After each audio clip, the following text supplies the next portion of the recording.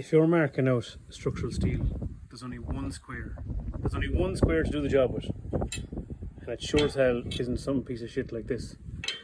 Because for starters, the radius is really going to affect you here now. And then how do you square up the tape to it? Wait till you see now. No, it's not magnetic, but just the way this square is designed, it's just perfect. I can get my tape now. I can read exactly where the heel of the square is, describe my line, makes the job just perfect. That's a 300, we have 400s and we have 500s back in stock.